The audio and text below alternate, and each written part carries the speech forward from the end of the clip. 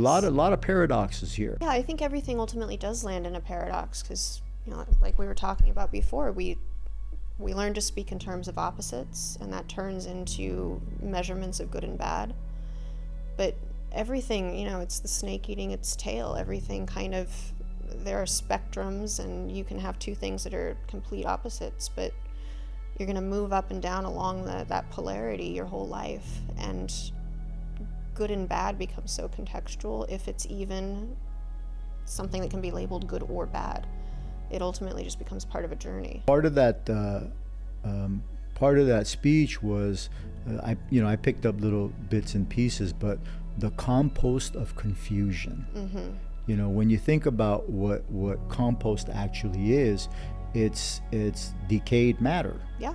But that decayed matter is also the very thing that fertilizes a new beginning. Right. So most people, when they're in a place of confusion, they automatically will categorize that as nothing is happening, when in reality, it's the fan coming to a stop. So what you and I are both saying is that we have to not only embrace, but we also have to celebrate the struggle.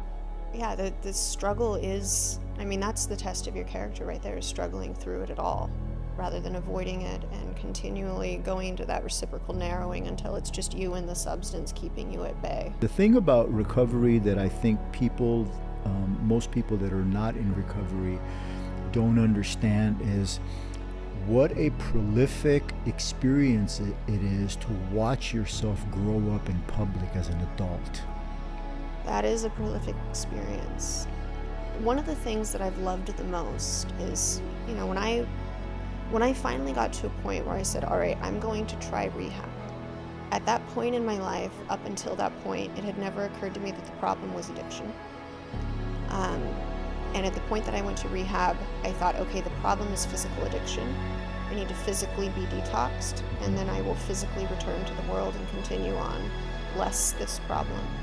And that was where the whole bottom was pulled out, and I had to get into not trying to change the things around me, but trying to change the processes within me that were maybe survival mechanisms or bad habits.